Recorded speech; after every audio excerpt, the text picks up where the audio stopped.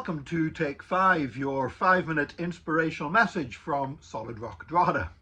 I'm Nick Park, and in recent days I've been talking in these Take 5s a little bit about technology, how some new technology, for example artificial intelligence, that people are finding some really creative ways to share the gospel with more people and to translate the Bible into more languages. Also talking about how knowledge has increased and multiplied so dramatically.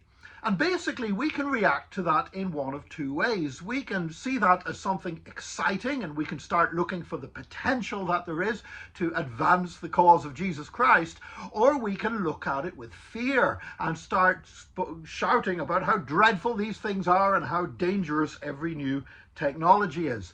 Now, the fact is that there's always been technology, there's always been developments, there's always been new inventions, but really since the Industrial Revolution and the invention of the steam engine, these things have really just increased at an ever-increasing pace. There have been new inventions, new technologies, and new opportunities, because mostly for the Christian church has discovered that whether we're talking about the printing press, whether we're talking about sound recording, whether we're talking about recording moving pictures in films, whether we're talking about television, computers, whatever, or new methods of transport, there have always been those innovators who have been there saying, how can we use this to tell more people about Jesus? But then there are always those who will be afraid of anything that is new. And one example in history of this was a pope, Pope Gregory the 16th.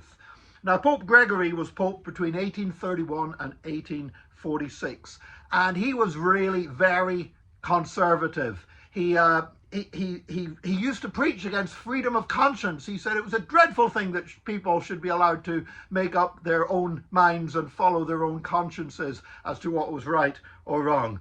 He preached against the freedom of the press. He thought the newspapers should be there to simply print what the authorities told them to print. He denounced the separation of church and state, and he taught that only Latin should be the only language, classical Latin should be the only language that was taught in the papal states, because in that time, right up until 1870, the Catholic Church not only controlled the Vatican, but a number of other states in Italy came under the direct control of the Church.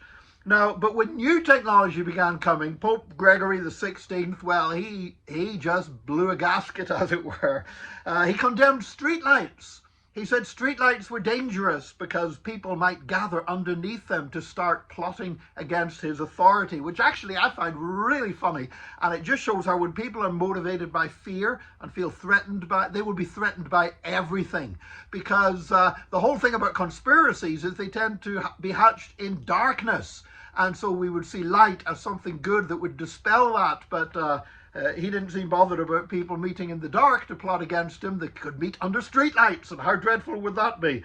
But his chief opposition was to railroads.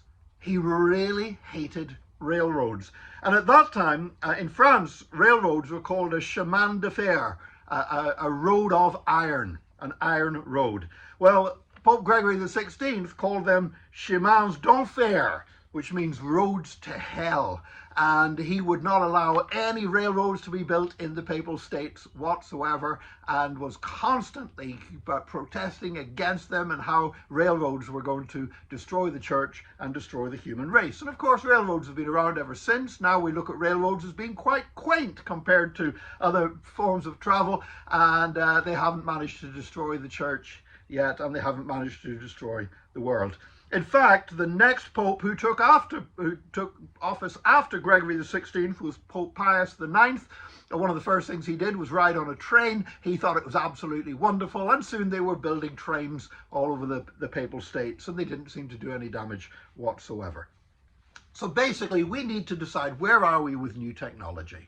Are we going to constantly be warning against it and shouting against it and saying how dreadful it is? Or are we going to say, Jesus, please help us to use this to spread the gospel? I believe that the answer that we take on that point will actually determine the effectiveness of the Church of Jesus Christ. Because we can love God, we can pray, we can read our Bibles, but if we are not prepared to use the means at our disposal to share the gospel with as many people as possible, then we are actually not being faithful to the gospel of Jesus Christ. May God help us to be true to his word, steadfast and immovable, but ready to embrace every opportunity we have to share Jesus with others. God bless you today. Have a great day. Join us again tomorrow for another Take 5, your 5-minute inspirational message from Solid Rock Drogheda.